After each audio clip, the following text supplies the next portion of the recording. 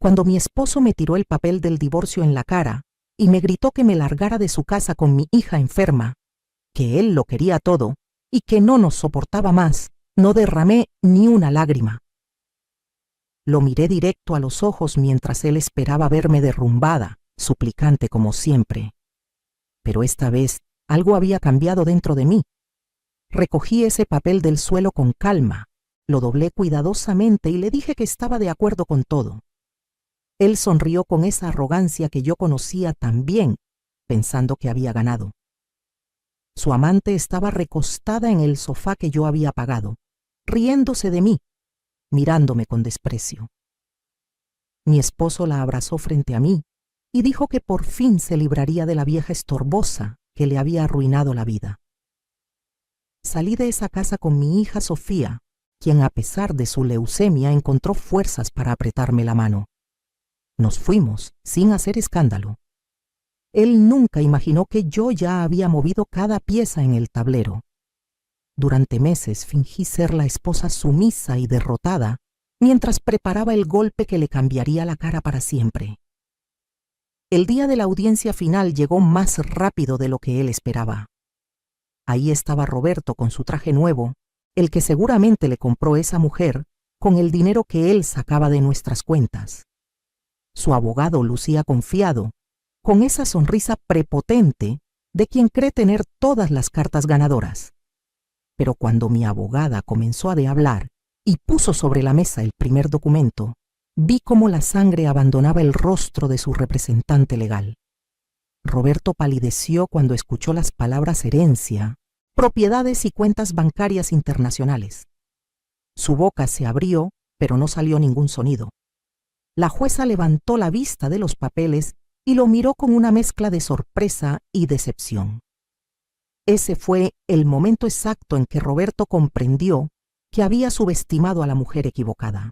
Sigue mi historia hasta el final y comenta la ciudad desde donde me estás viendo para saber qué tan lejos ha llegado mi relato. Mi nombre es Mercedes y tengo 67 años. Sé que para muchos eso significa ser invisible, especialmente cuando tu marido encuentra a una mujer 20 años menor. Pero mi historia no trata sobre convertirme en invisible. Trata sobre cómo usé esa invisibilidad para proteger todo lo que realmente importaba. Conocí a Roberto cuando yo tenía 23 años. Él era el hijo del dueño de una pequeña ferretería en Puebla, y yo trabajaba como secretaria en una notaría. No éramos ricos, pero tampoco nos faltaba nada. Nos casamos después de 2 años de noviazgo en una ceremonia sencilla en la iglesia del barrio.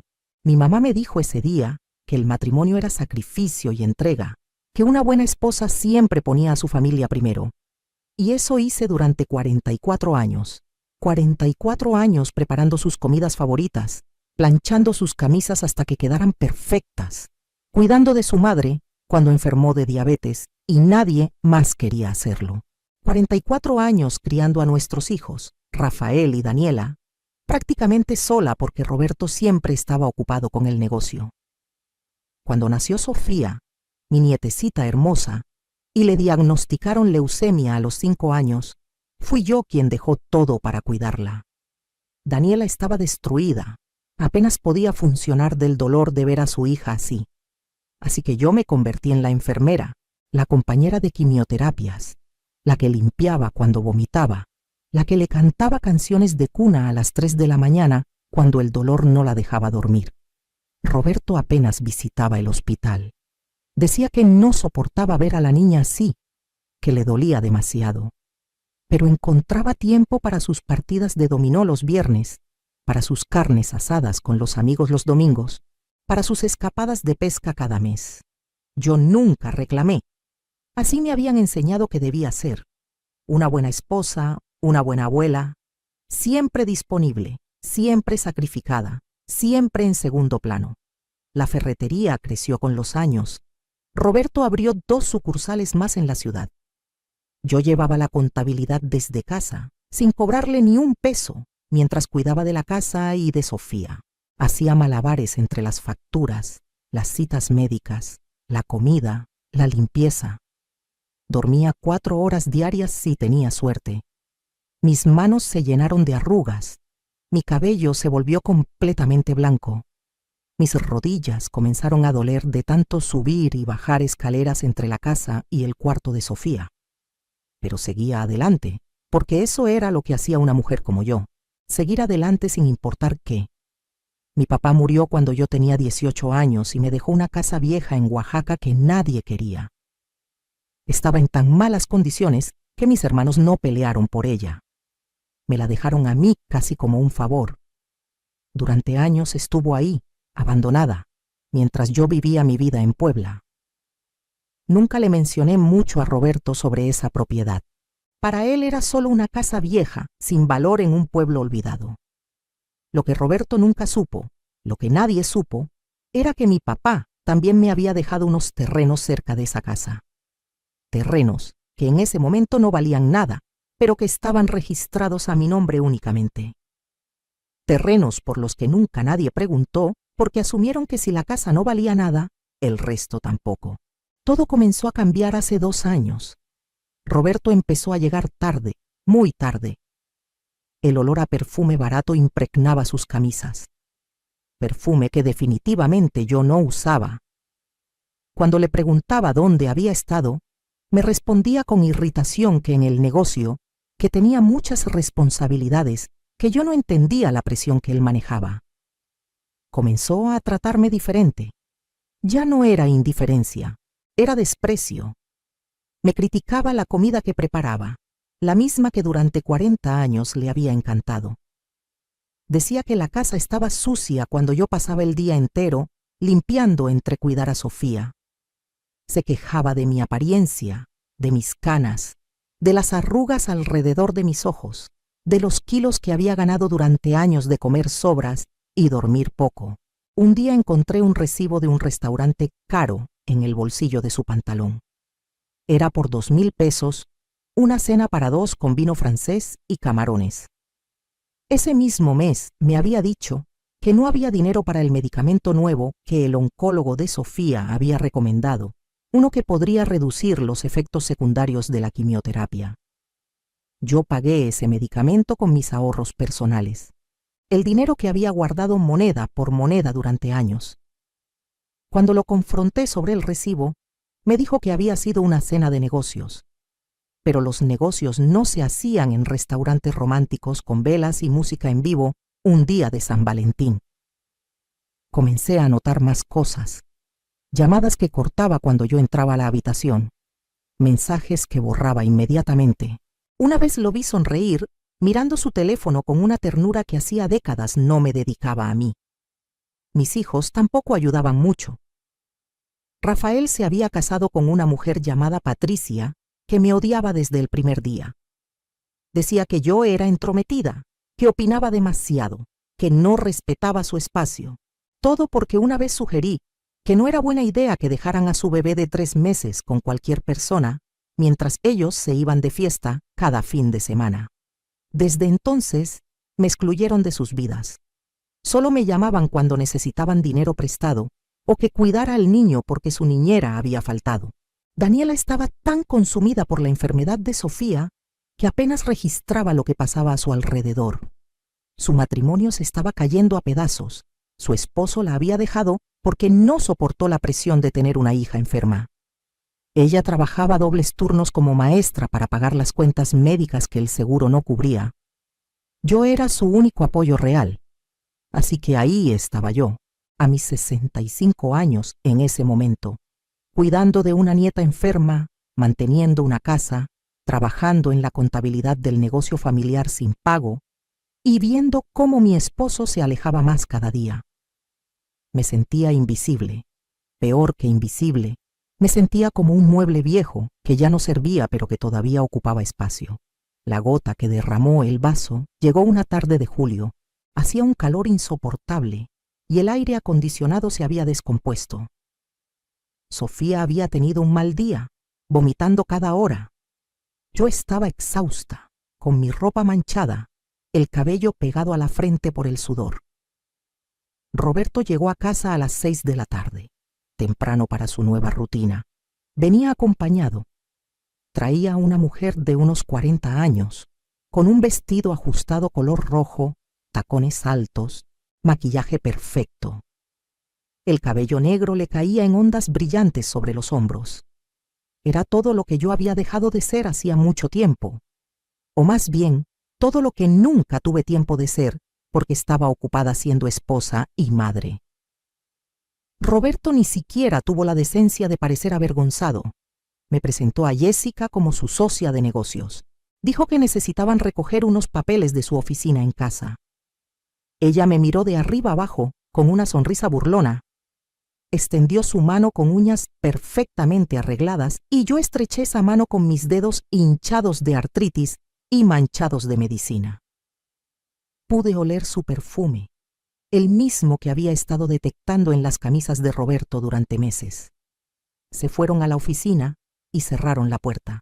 Estuvieron ahí dentro 45 minutos. Podía escuchar risas, murmullos. Cuando salieron, el cabello de ella estaba ligeramente despeinado y Roberto tenía esa expresión de satisfacción que yo conocía bien. Jessica se despidió de mí con un hasta luego, Mercedes, cuídate mucho, con un tono que destilaba condescendencia. Esa noche Roberto no cenó en casa. Dijo que tenía más reuniones de negocios. Yo me quedé ahí, en esa cocina, mirando la comida que había preparado enfriarse en el plato. Algo dentro de mí se rompió, pero no de la manera que esperarías. No lloré ni grité. Simplemente sentí una claridad fría y absoluta. Por primera vez en 40 y tantos años, dejé de preguntarme qué había hecho mal y comencé a preguntarme qué iba a hacer al respecto. A la mañana siguiente llamé a un abogado. No cualquier abogado, sino la mejor abogada de divorcios de Puebla, una mujer llamada Doctora Hernández que tenía reputación de ser implacable. Le conté todo. Ella escuchó en silencio, tomando notas. Cuando terminé, me miró por encima de sus lentes y me dijo: Mercedes, dime algo, ¿tienes bienes a tu nombre? Le hablé de la casa en Oaxaca. Le hablé de los terrenos. Me preguntó si Roberto sabía de ellos. Le dije que sabía de la casa pero que nunca le había dado importancia, que de los terrenos jamás había hablado con él, porque nunca parecieron importantes. Ella sonrió. Fue una sonrisa que me dio esperanza por primera vez en meses. Las cosas se empeoraron rápidamente en casa. Roberto ya ni siquiera intentaba esconder su aventura. Jessica llamaba a la casa a todas horas. Una vez contesté y ella me dijo que dejara de molestar a su hombre, que me hiciera un favor y desapareciera. Su hombre. Como si 44 años de matrimonio no significaran nada, como si yo fuera la intrusa en mi propia vida. Roberto comenzó a dormir en el cuarto de invitados. Luego comenzó a no llegar a dormir para nada. Los vecinos murmuraban. Doña Carmen de al lado dejó de saludarme, como si el adulterio de mi esposo fuera contagioso o de alguna manera culpa mía. En la iglesia las otras señoras me miraban con lástima. Esa lástima era casi peor que el desprecio. Mientras tanto, yo seguía con mi rutina. Cuidaba a Sofía, limpiaba la casa, preparaba comida que nadie comía. Pero ahora también hacía otras cosas. Me reunía con la doctora Hernández, investigaba, recopilaba documentos. Roberto pensaba que yo era tonta, que no entendía de negocios o de dinero. Ese fue su primer error. Yo había llevado la contabilidad de sus ferreterías durante años. Conocía cada número, cada cuenta, cada transacción, y comencé a notar irregularidades. Dinero que salía de las cuentas del negocio hacia cuentas personales. Facturas falsas, compras que nunca se habían hecho pero que aparecían en los registros. Roberto estaba desviando dinero del negocio, probablemente para mantener su estilo de vida con Jessica. Documenté todo, cada irregularidad, cada transferencia sospechosa. La doctora Hernández me explicó que esto podría ser crucial. Mientras yo hacía esto, también investigué sobre mis propiedades en Oaxaca. Resultó que la zona donde estaban mis terrenos se había desarrollado enormemente en los últimos años. El gobierno había construido una carretera nueva que conectaba con la costa. Empresas turísticas estaban comprando terrenos en la zona para desarrollar resorts y hoteles boutique. Mis terrenos, esos que nadie quería, esos que Roberto consideraba basura, ahora valían una fortuna. Contraté a un valuador que confirmó lo que yo sospechaba. Solo los terrenos valían cerca de 15 millones de pesos. La casa vieja, con algo de remodelación, podría convertirse en una posada encantadora que valía otros 2 millones. 17 millones de pesos que eran completamente míos, solo a mi nombre, adquiridos antes del matrimonio. Dinero del que Roberto no podía tocar ni un centavo. La doctora Hernández casi salta de alegría cuando le mostré la evaluación. Ahora teníamos munición. Un sábado por la tarde, hace unos 8 meses, Roberto llegó a casa con Jessica del brazo. Ya ni siquiera fingían. Entraron como si fueran los dueños del lugar. Yo estaba en la sala con Sofía leyéndole un cuento. La niña había tenido una semana buena. Su cabello estaba comenzando a crecer de nuevo después de la última ronda de quimioterapia. Roberto me miró con desprecio absoluto y dijo: «Necesitamos hablar». Jessica se sentó en mi sofá, cruzó las piernas y me sonrió como si fuera la reina del mundo. Roberto sacó unos papeles de su maletín. Los dejó caer sobre la mesa de centro. «Papeles de divorcio», dijo Mercedes. «Esto se acabó. Quiero el divorcio y quiero que te largues de mi casa». Sentí que Sofía se tensaba a mi lado. La abracé más fuerte. Le pregunté con la voz más calmada que pude si estaba seguro. Él se rió. «Seguro. Mercedes, llevo seguro desde hace años. Me quedé contigo por lástima, por no crear escándalo. Pero ya me cansé. Mírate. Eres una vieja amargada y fea. No tienes nada que ofrecerme. Jessica es todo lo que tú nunca fuiste. Joven, bella, divertida. Ella me hace feliz». Jessica sonrió aún más. Se levantó y caminó hacia Roberto. Lo besó en la boca frente a mí, frente a mi nieta de 7 años. Luego me miró y dijo: «Lo siento, Mercedes, pero así es el amor. Cuando llega, llega. Y Roberto y yo nos amamos. Tú ya cumpliste tu tiempo». Le pregunté a Roberto qué pasaría con Sofía, con Daniela. Él se encogió de hombros. «Ese no es mi problema. Sofía no es mi nieta de sangre de todos modos. Es hija de Daniela, con ese bueno para nada que la abandonó. Y Daniela es lo suficientemente grande para cuidarse sola. Tú también. Arréglense como puedan. Yo quiero esta casa. Quiero las ferreterías. Quiero todo. Tú no pusiste nada en este matrimonio. Yo construí todo esto. Así que te vas con lo que traías puesto y ya». Respiré profundo. Miré esos papeles. Luego lo miré a él. Y dije: «Está bien, Roberto. Acepto el divorcio. Puedes quedarte con todo. Me iré». Su cara mostró sorpresa por un segundo. Claramente esperaba que yo suplicara, que llorara, que armara un escándalo. Cuando no hice nada de eso, se recuperó rápidamente y sonrió. «Bien. Qué bueno que al fin entiendes tu lugar. Tienes 2 semanas para salir de mi casa». Recogí los papeles, tomé a Sofía de la mano y subimos a nuestro cuarto. Detrás de mí podía escuchar las risas de Roberto y Jessica, celebrando su victoria. Esa noche llamé a la doctora Hernández y le dije que Roberto había pedido el divorcio. Ella me preguntó si estaba lista para proceder con nuestro plan. Le dije que nunca había estado más lista para nada en mi vida. Durante las siguientes semanas fingí ser la esposa derrotada y sumisa que Roberto esperaba. Me mudé a un departamento pequeño con Sofía. Era un lugar humilde de 2 habitaciones en una zona no muy buena de la ciudad, pero era lo que podía pagar con mis ahorros limitados. Roberto ni siquiera ofreció ayudar con la mudanza o con dinero para la renta. Estaba demasiado ocupado remodelando nuestra casa, borrando cualquier rastro de mí. Daniela estaba destrozada cuando le conté todo. Quería confrontar a su papá, gritarle, hacerle ver lo que estaba haciendo. Pero yo le pedí que se mantuviera calmada, que confiara en mí. Le dije que tenía un plan, pero que necesitaba que ella actuara normal, como si estuviéramos resignadas a perder todo. Fue difícil para ella, pero confió en mí. Rafael, por otro lado, se puso del lado de su padre. Dijo que era natural que un hombre buscara felicidad, que yo había dejado de esforzarme, que no podía culpar a papá por querer estar con alguien que lo apreciara. Patricia, su esposa, estuvo completamente de acuerdo. Incluso tuvieron el descaro de invitar a Jessica a una cena familiar, presentándola como la nueva pareja de Roberto. Yo no fui invitada.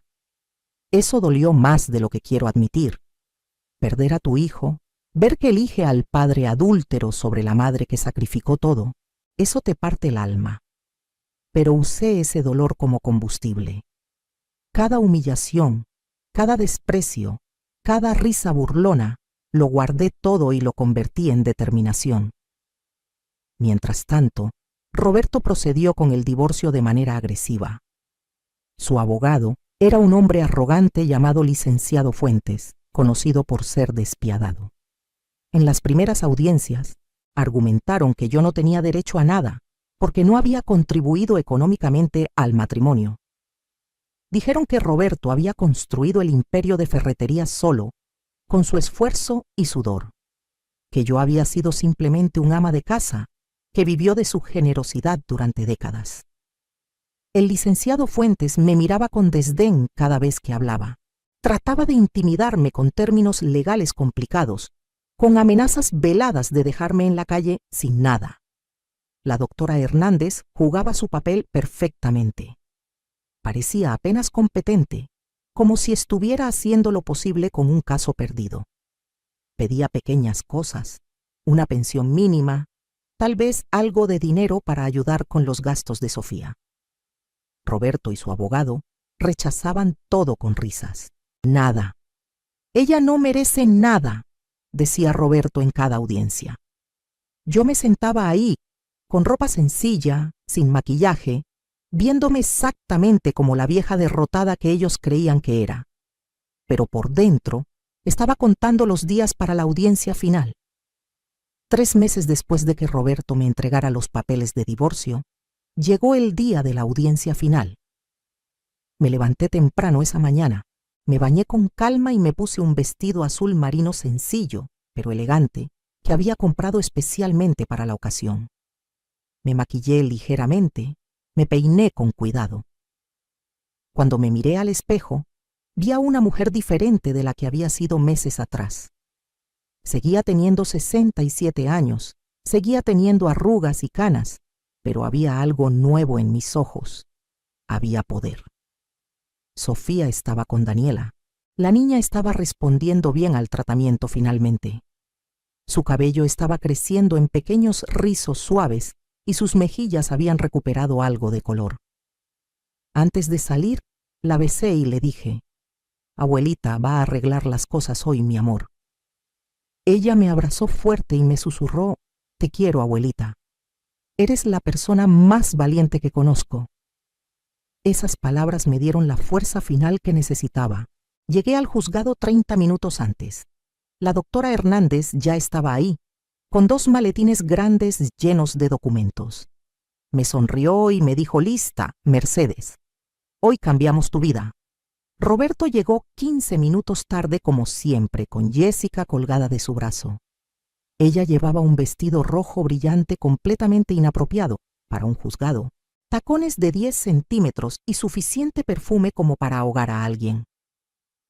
Roberto llevaba su mejor traje, el azul oscuro que yo le había regalado en nuestro 30º aniversario, y lucía una sonrisa de absoluta confianza.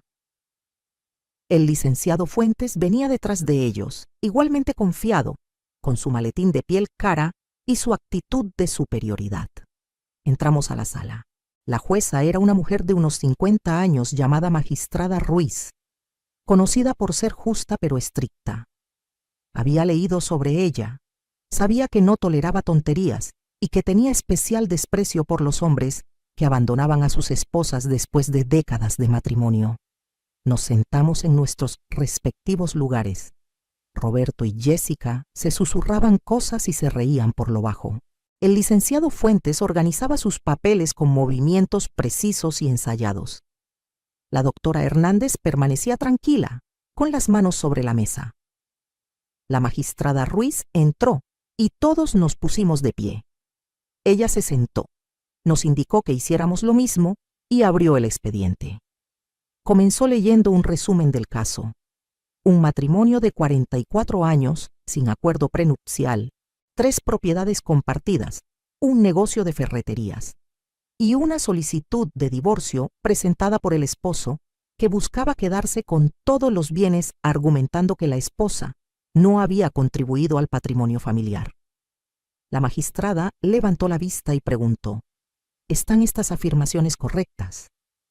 El licenciado Fuentes se puso de pie y confirmó que sí, que su cliente Roberto Mendoza había construido todo el patrimonio familiar con su trabajo y esfuerzo, y que la señora Mercedes no tenía derecho legal a reclamar nada.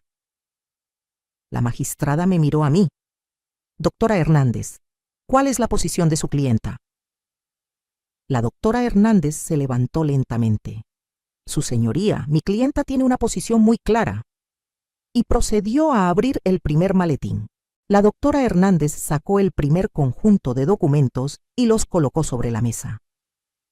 Su señoría, me gustaría comenzar estableciendo las contribuciones de mi clienta al patrimonio familiar. Durante 44 años, la señora Mercedes Flores de Mendoza trabajó sin remuneración como contadora del negocio familiar. Aquí tengo registros que muestran que ella era quien llevaba la contabilidad completa de las 3 ferreterías. Roberto se movió incómodo en su silla. El licenciado Fuentes trató de objetar diciendo que eso era parte de las obligaciones maritales. La magistrada lo silenció con una mirada. La doctora Hernández continuó: además, tengo declaraciones de proveedores y empleados que confirman que la señora Mercedes era quien manejaba las relaciones con proveedores, quien negociaba precios, quien de hecho tomaba muchas de las decisiones del negocio mientras el señor Mendoza se ocupaba de otras actividades. Puso sobre la mesa declaraciones firmadas y notariadas. Roberto comenzaba a verse menos confiado, pero eso no es todo. Su señoría, mi clienta también ha descubierto ciertas irregularidades en el manejo de las finanzas del negocio familiar. La doctora Hernández sacó otro conjunto de documentos: registros bancarios, copias de cheques, transferencias.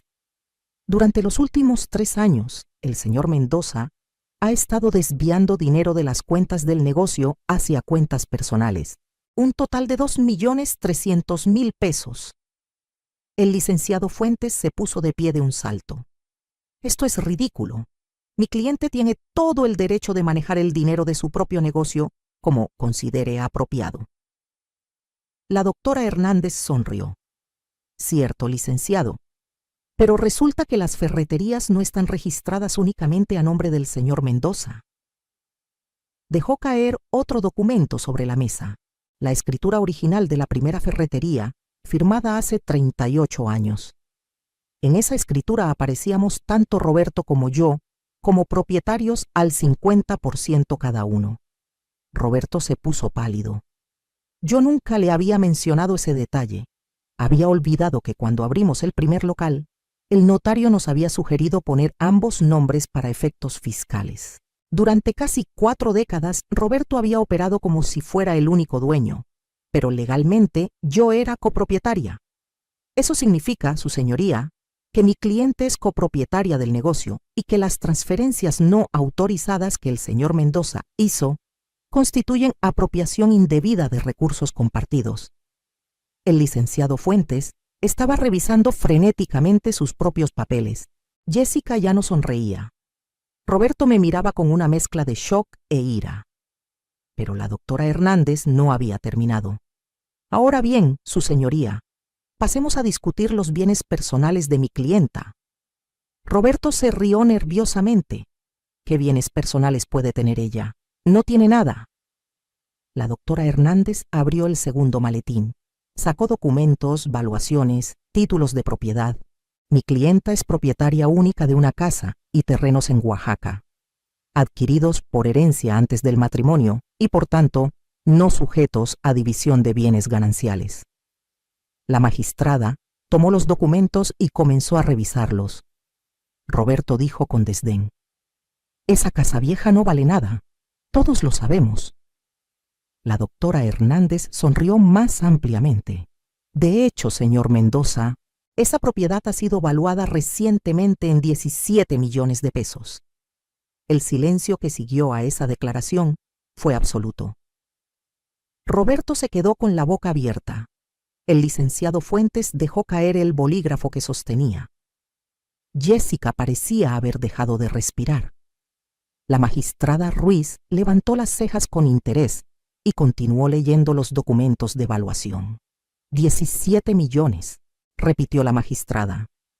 La doctora Hernández asintió. Así es, su señoría. La zona donde se encuentran estas propiedades ha experimentado un desarrollo turístico significativo en los últimos años. Los terrenos de mi clienta tienen frente de playa y acceso directo a la nueva carretera costera. Varias empresas hoteleras han expresado interés en comprarlos. Aquí tengo 3 ofertas formales, la más alta por 19 millones de pesos. Puso las cartas de oferta sobre la mesa. Roberto encontró su voz finalmente. Eso no puede ser cierto. Esos terrenos no valen nada. Mercedes me está mintiendo. Fabricó esos documentos. La magistrada lo miró con severidad. Señor Mendoza, estas valuaciones están certificadas por valuadores autorizados y las ofertas vienen de empresas legítimamente constituidas. A menos que tenga evidencia de fraude, le sugiero que controle sus acusaciones. Roberto se hundió en su silla. Podía ver su mente trabajando, calculando, dándose cuenta de que había cometido un error monumental. El licenciado Fuentes pidió un receso. La magistrada lo concedió. Nos levantamos y salimos al pasillo. Roberto me agarró del brazo con fuerza. Me dolió, pero no dije nada. Su cara estaba roja de ira. ¿Desde cuándo sabías que esos terrenos valían tanto? Le respondí con calma: desde hace unos meses, Roberto. Cuando tú estabas ocupado con Jessica, yo estaba ocupada investigando mi futuro. Jessica se acercó y me gritó: eres una víbora, una mentirosa. Le estabas ocultando esto a tu esposo. Me reí. Era la primera vez que me reía genuinamente en meses. Le dije: Jessica, querida, Roberto no es mi esposo, es mi pronto ex esposo. Y no le oculté nada. Simplemente nunca preguntó. Asumió que yo no tenía nada de valor, como asumió tantas otras cosas sobre mí. La doctora Hernández intervino y nos separó. Le dijo a Roberto que se alejara de su clienta o presentaría cargos por intimidación. Volvimos a entrar a la sala. El licenciado Fuentes lucía significativamente menos confiado. Cuando la magistrada retomó la sesión, él pidió la palabra. Su señoría, mi cliente estaría dispuesto a llegar a un acuerdo. Quizás una división más equitativa de los bienes. La magistrada lo miró. Hace una hora su cliente insistía en que la señora Mendoza no merecía nada. ¿Qué ha cambiado? El licenciado Fuentes tragó saliva. Hemos reconsiderado nuestra posición dado que nueva información ha salido a luz. La magistrada se volvió hacia mí. Señora Mendoza, ¿está usted interesada en llegar a un acuerdo con su esposo? Me puse de pie lentamente. Toda la sala me miraba. Roberto con ansiedad, Jessica con odio, el licenciado Fuentes con nerviosismo, la magistrada con curiosidad, la doctora Hernández con orgullo.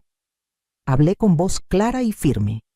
Su señoría, hace 3 meses mi esposo me echó de la casa que compartimos durante 44 años. Me dijo que yo no tenía valor, que era vieja y fea, que no merecía nada. Me dijo que me largara con mi nieta enferma, que él no nos necesitaba ni nos quería. Delante de esa niña de 7 años con leucemia, besó a su amante y me dijo que yo ya había cumplido mi tiempo. No ofreció ayuda económica, no ofreció apoyo. Me dejó en la calle con lo puesto. Tuve que mudarme a un departamento pequeño. Tuve que usar mis ahorros para pagar el tratamiento de mi nieta, porque él se negó a ayudar. Durante 3 meses me ha humillado públicamente. Ha paseado a su amante por toda la ciudad. Ha hablado mal de mí con quien quiera escuchar. Ahora que descubre que tengo recursos, de repente quiere negociar. De repente quiere ser justo.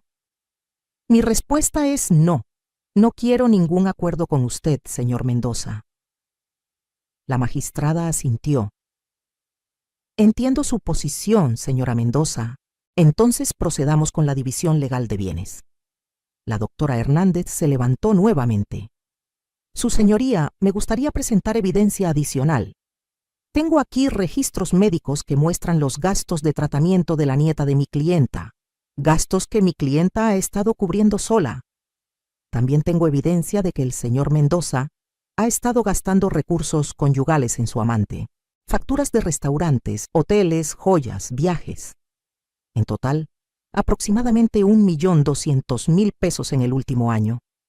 Jessica se puso de pie gritando: «Eso es privado. No tienen derecho a investigar nuestra relación». La magistrada la miró con frialdad. «Siéntese, señorita. Usted no es parte de este procedimiento. Si vuelve a interrumpir, la sacaré de la sala». Jessica se sentó, pero fulminaba con la mirada. La magistrada revisó toda la evidencia que la doctora Hernández había presentado. Después de varios minutos de silencio, habló. «He revisado toda la documentación presentada por ambas partes. Mi decisión es la siguiente. Las 3 ferreterías, siendo propiedad compartida según la escritura original, serán divididas de la siguiente manera. El 50% corresponde legalmente a la señora Mercedes Mendoza como copropietaria original. Del 50% restante que corresponde al señor Roberto Mendoza, la mitad será asignada a la señora Mendoza como parte de los bienes gananciales del matrimonio. Eso significa que la señora Mendoza se queda con el 75% de las ferreterías». Roberto se puso de pie de un salto. «Eso es un robo. No puede quitarme mi negocio». La magistrada golpeó su mazo sobre la mesa. «Señor Mendoza, siéntese inmediatamente o lo haré sacar de la sala». Roberto se sentó, temblando de ira. La magistrada continuó. «La casa conyugal será otorgada a la señora Mendoza como compensación por los años de trabajo no remunerado en el negocio familiar y como compensación por los gastos médicos de su nieta que usted se negó a cubrir. El señor Mendoza tendrá 30 días para desalojar la propiedad». Jessica soltó un grito ahogado. Roberto estaba blanco como papel, pero la magistrada no había terminado. Adicionalmente, el señor Mendoza deberá reembolsar a la señora Mendoza la cantidad de 1.200.000 pesos, correspondiente a los recursos conyugales que gastó en su relación extramarital. Estos fondos deberán ser pagados en un plazo no mayor a 6 meses. El licenciado Fuentes intentó objetar. «Su señoría, esto es excesivo. Mi cliente quedará prácticamente en la ruina». La magistrada lo miró sin compasión. Su cliente eligió gastar recursos familiares en mantener una amante, mientras su esposa pagaba de su bolsillo el tratamiento médico de su nieta enferma. Su cliente eligió humillar y abandonar a una mujer que dedicó 44 años de su vida a su familia. Las consecuencias de esas decisiones son enteramente suyas. Ahora, con respecto a las propiedades en Oaxaca, dado que fueron adquiridas por la señora Mendoza antes del matrimonio, permanecen como su propiedad exclusiva. El señor Mendoza no tiene ningún derecho sobre ellas. Roberto hundió su cara entre sus manos. Jessica lo miraba con una expresión que mezclaba shock y algo más, algo que parecía cálculo. La magistrada revisó sus notas una vez más. «Hay algo más que me gustaría agregar. Señor Mendoza, he visto muchos casos de divorcio en mi carrera, pero pocos tan descarados como este. Usted no solo fue infiel, sino que fue cruel. Echó a su esposa de su hogar sin ningún apoyo. Se negó a ayudar con el tratamiento médico de una niña enferma. Gastó recursos familiares en lujos para su amante. Y luego tuvo el descaro de pedir que le dieran todo, asumiendo que su esposa no tenía recursos ni opciones. Me complace enormemente demostrarle que estaba equivocado. La sentencia es final. Buenos días».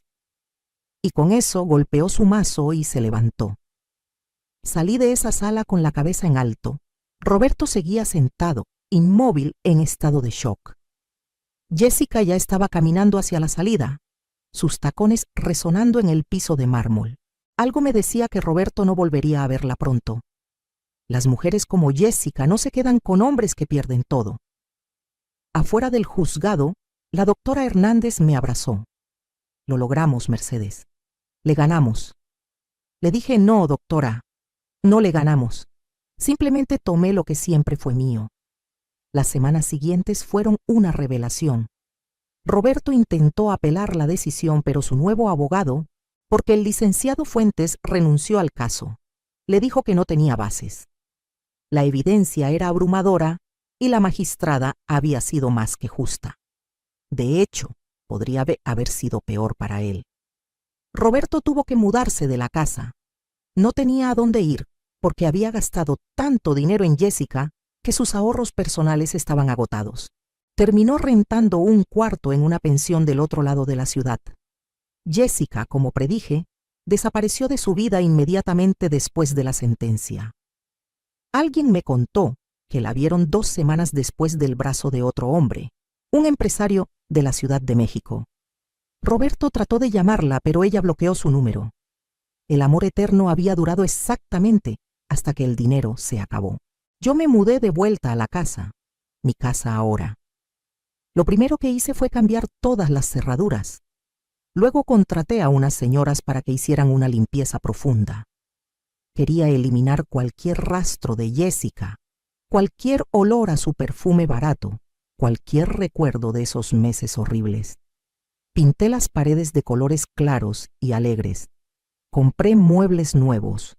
Convertí uno de los cuartos en un espacio especial para Sofía, con paredes de color rosa suave, estantes llenos de libros, juguetes, un escritorio para que hiciera su tarea.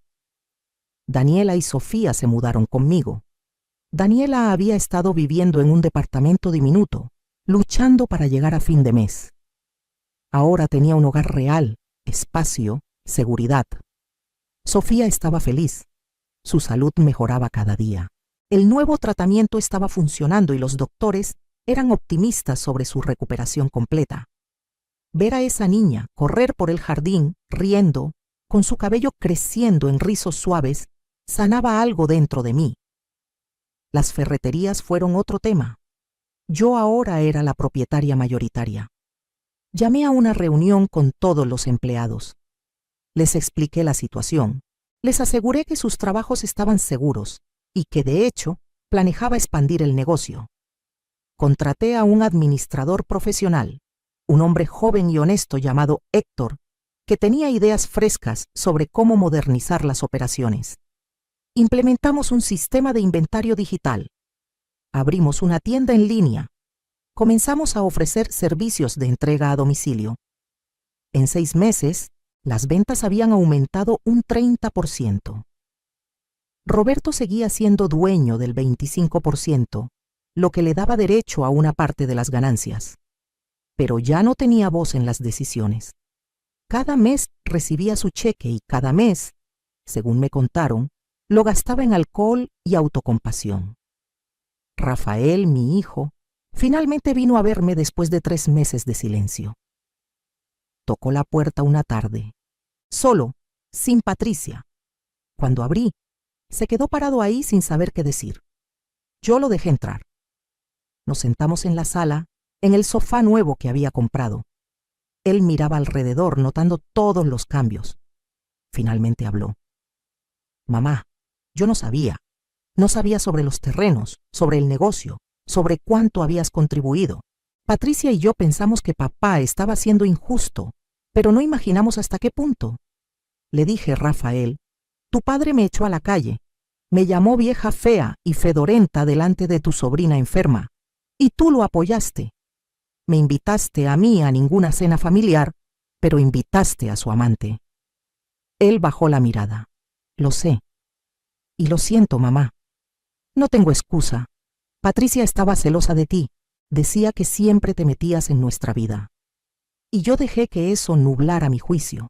Soy tu hijo y debí defenderte. Le pregunté por qué había venido ahora.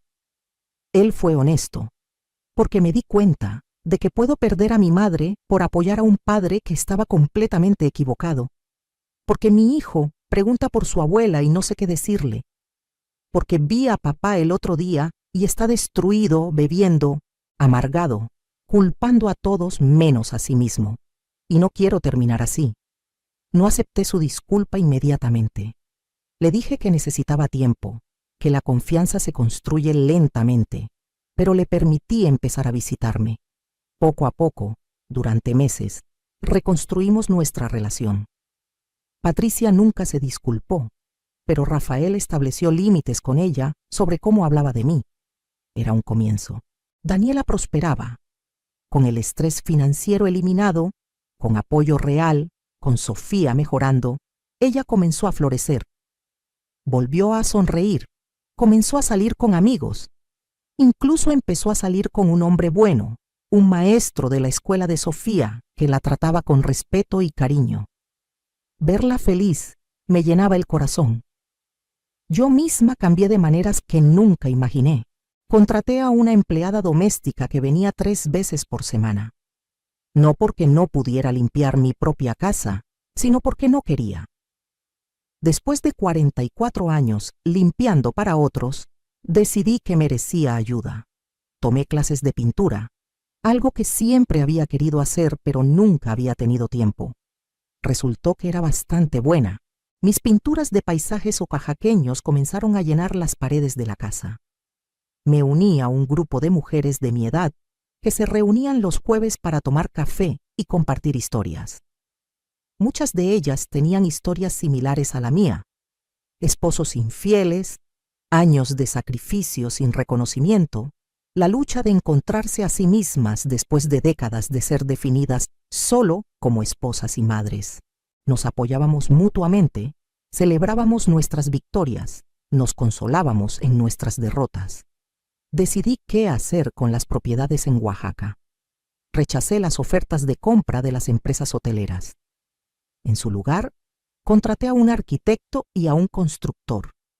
Remodelamos la casa vieja de mi padre, convirtiéndola en una hermosa posada boutique de 6 habitaciones. Mantuvimos el carácter original de la construcción, pero la modernizamos con baños privados, aire acondicionado, camas cómodas. La llamé Casa Mercedes. En los terrenos, en lugar de vender, desarrollé un pequeño complejo de cabañas ecológicas. 8 cabañas construidas con materiales sustentables, diseñadas para mezclarse con el paisaje natural. Contraté a personas del pueblo local para trabajar en la posada y en las cabañas. Les pagaba salarios justos, les daba prestaciones, los trataba con respeto. La posada abrió hace 6 meses. Ha sido un éxito rotundo. Los turistas aman la autenticidad del lugar, la belleza de la costa oaxaqueña, la comida tradicional que servimos.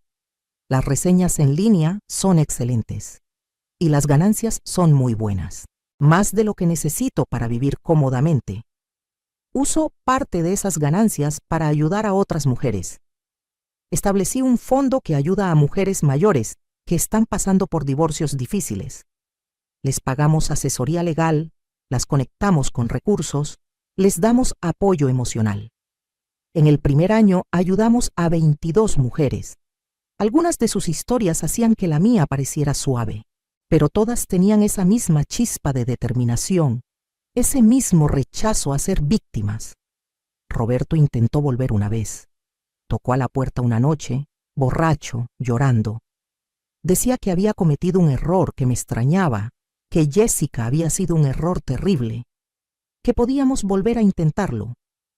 Le dije que no. Le dije que había tenido 44 años para valorarme y que eligió no hacerlo, que yo había encontrado mi valor propia y que no necesitaba su validación, que siguiera su camino y me dejara seguir el mío. Se fue llorando. No volvió. Escuché que eventualmente dejó de beber tanto, que consiguió un trabajo en una ferretería que no era la nuestra, que vivía una vida tranquila y solitaria. Parte de mí sentía lástima por él, pero era una parte muy pequeña. La mayor parte de mí simplemente ya no sentía nada. Había usado toda mi energía emocional en él durante décadas. Ya no tenía más que dar. Sofía se recuperó completamente. Hace 3 meses recibió la noticia de que estaba en remisión completa. La leucemia se había ido. Lloramos de alegría las tres. Daniela, Sofía y yo, abrazadas en el consultorio del doctor. Sofía ahora tiene 8 años. Va a la escuela normalmente. Juega con sus amigos. Es una niña normal y saludable. Cada vez que la veo reír, cada vez que la veo correr, pienso en cómo casi perdemos todo, cómo Roberto estuvo dispuesto a abandonarla cuando más nos necesitaba. Y me siento agradecida de haberme mantenido firme, de haber luchado, de haber ganado. Hoy tengo 67 años y nunca he sido más feliz. Vivo en una casa hermosa, llena de luz y amor. Tengo un negocio próspero que me da independencia financiera. Tengo propiedades en Oaxaca que me dan alegría y propósito. Tengo a mi hija Daniela viviendo conmigo, riendo otra vez, enamorándose otra vez. Tengo a mi nieta Sofía, sana y feliz, llamándome su heroína. Tengo a mi hijo Rafael tratando de reconstruir nuestra relación, aprendiendo a ser mejor hombre de lo que su padre fue. Tengo amigas que me entienden y me apoyan. Tengo hobbies que me apasionan. Tengo planes para el futuro. Hace unas semanas, Daniela me preguntó si alguna vez lamentaba haber pasado tantos años con Roberto. Si sentía que había desperdiciado mi vida. Lo pensé cuidadosamente antes de responder. Le dije que no lamentaba esos años porque me dieron a ella y a Rafael. Me enseñaron resiliencia. Me enseñaron mi propia fuerza. Me enseñaron que nunca es demasiado tarde para defenderte a ti misma. Que nunca es demasiado tarde para reclamar tu vida. Roberto pensó que porque yo era mayor, porque tenía canas y arrugas, porque había dedicado mi vida a mi familia, era desechable. Pensó que podía reemplazarme con una versión más joven y que yo simplemente aceptaría mi destino. Ese fue su error fatal. Subestimar a una mujer que ha sobrevivido décadas de sacrificio, que ha criado hijos, que ha manejado negocios, que ha cuidado enfermos, es subestimar a una de las fuerzas más poderosas del universo. Somos sobrevivientes, somos guerreras, y cuando finalmente decidimos luchar por nosotras mismas, somos imparables. A todas las mujeres que están pasando por algo similar les digo esto.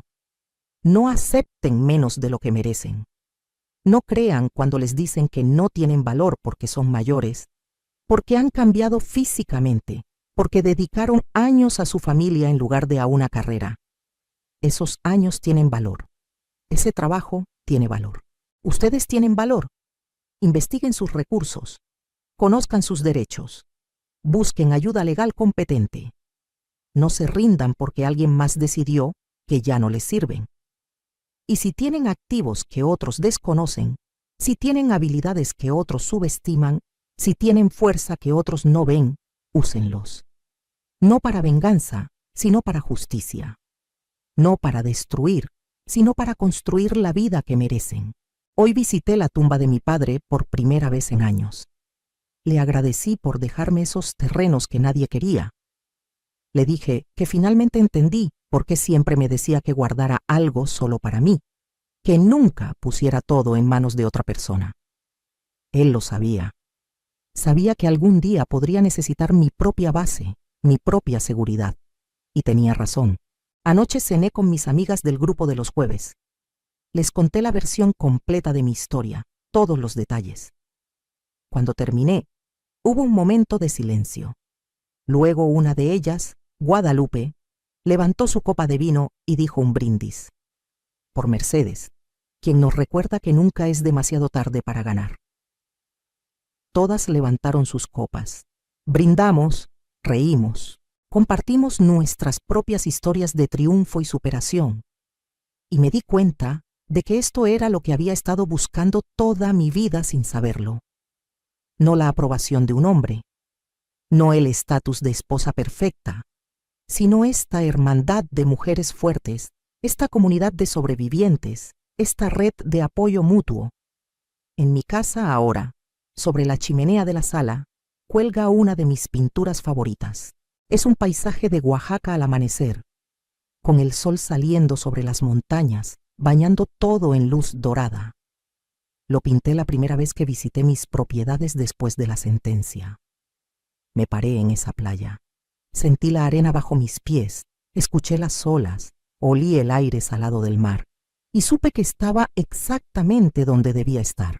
Ese cuadro me recuerda cada día que después de la noche más oscura siempre viene el amanecer, que después de la tormenta más feroz siempre llega la calma, que después del invierno más frío siempre florece la primavera. Sofía a veces me pregunta sobre su abuelo. Le digo la verdad de manera apropiada para su edad, que a veces las personas toman malas decisiones, que esas decisiones tienen consecuencias. Pero también le digo que nosotras estamos bien, que somos fuertes, que somos una familia y que nada ni nadie puede quitarnos eso.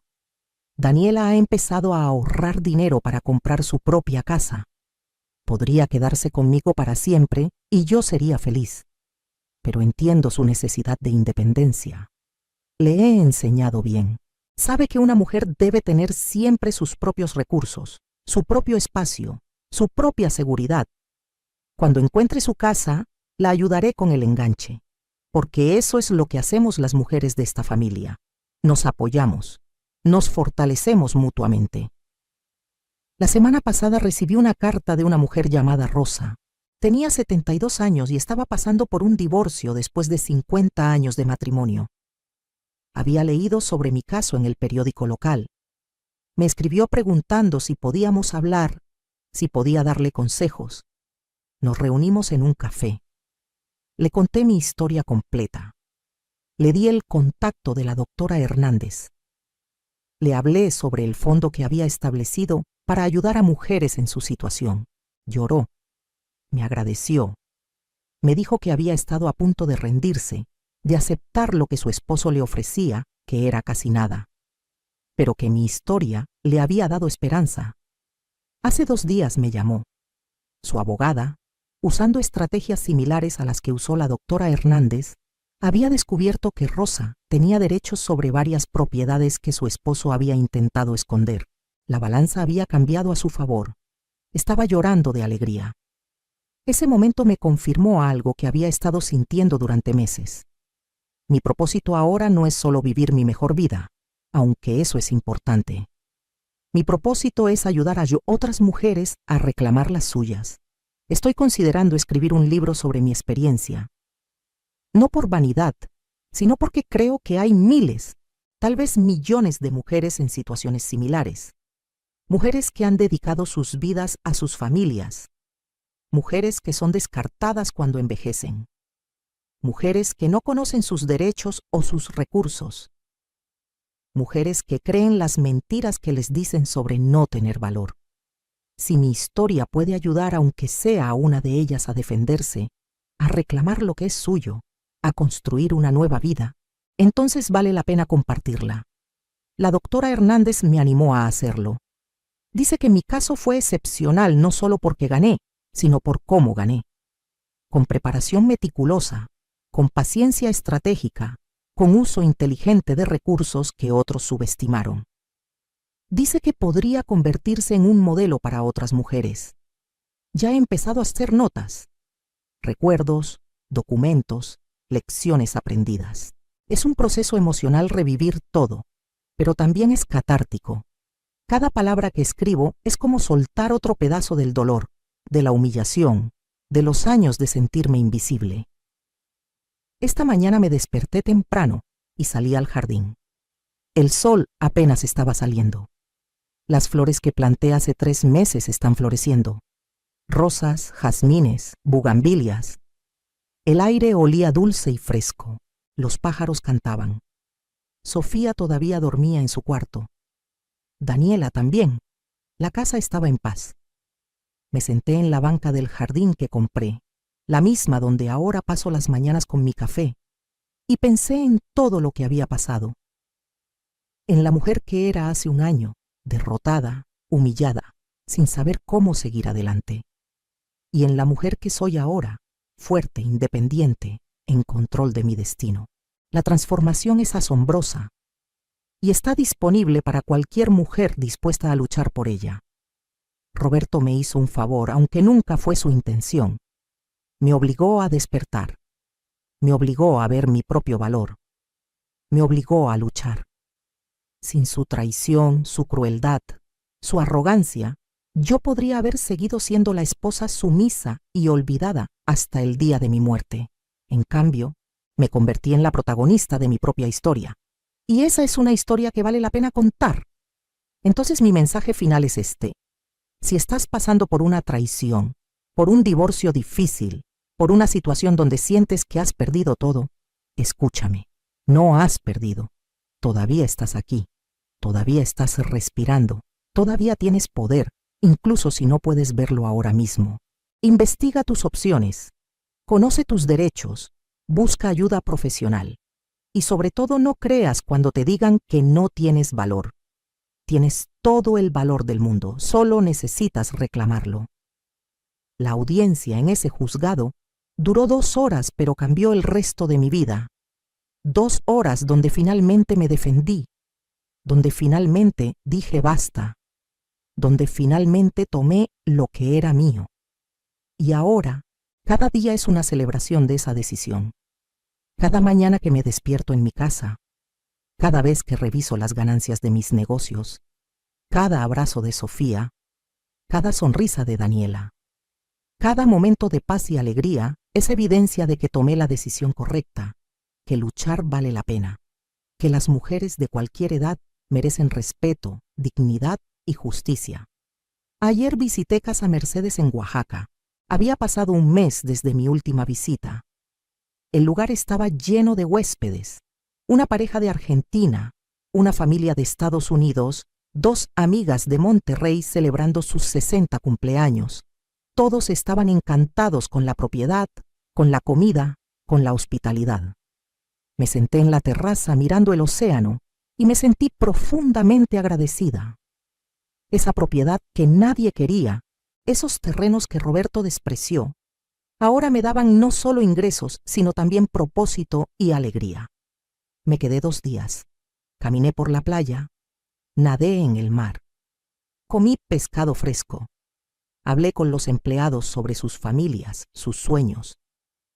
Una de las camareras, Lupita, me contó que estaba ahorrando para estudiar administración hotelera.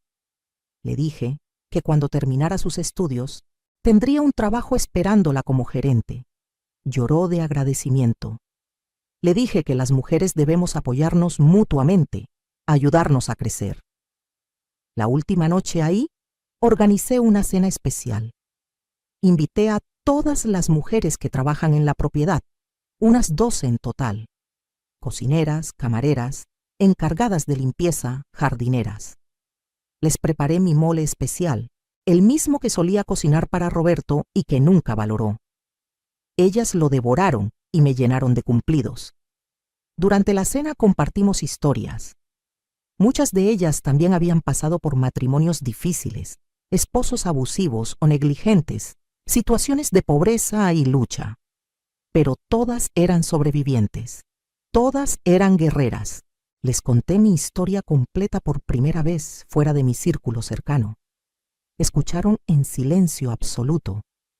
Cuando terminé, una de ellas, doña Teresa, que tiene 75 años y trabaja en la cocina, dijo: «Esto es lo que necesitamos las mujeres. Necesitamos escuchar que es posible ganar, que no estamos condenadas a aguantar, que podemos cambiar nuestras vidas incluso cuando pensamos que es demasiado tarde». Esa noche, bajo las estrellas de Oaxaca, con el sonido del mar de fondo, sentí que había encontrado mi tribu. No solo mis amigas en Puebla, sino estas mujeres también. Y todas las mujeres que aún no conozco, pero que están luchando sus propias batallas. Todas estamos conectadas por la experiencia compartida de ser subestimadas, descartadas, pero también por la fuerza compartida de negarnos a permanecer derrotadas. Cuando regresé a Puebla, Sofía me recibió en la puerta corriendo. «Abuelita, te extrañé tanto. Cuéntame del mar». Me senté con ella y le mostré las fotos que había tomado. Le hablé de las tortugas que vimos anidando en la playa. Le prometí que pronto iríamos juntas, que le enseñaría a nadar en esas aguas cálidas. Sus ojos brillaban de emoción. Daniela me abrazó y me susurró: gracias, mamá, por todo, por nunca rendirte, por mostrarnos cómo ser fuertes. Le dije que no tenía que agradecer nada, que simplemente estaba haciendo lo que cualquier madre haría. Pero ella insistió: no, mamá, no cualquier madre habría hecho lo que tú hiciste. Muchas se habrían rendido. Tú luchaste y ganaste y nos salvaste a todas. Esta mañana recibí una llamada de Rafael. Me preguntó si podía visitarme con su hijo, mi nieto de 6 años, que casi no he visto en el último año. Le dije que sí, que siempre serían bienvenidos. Llegaron en la tarde. Mi nieto, Robertito, llamado así por su abuelo irónicamente, corrió hacia mí. Abuela, papá dice que tienes una casa en la playa. Es verdad.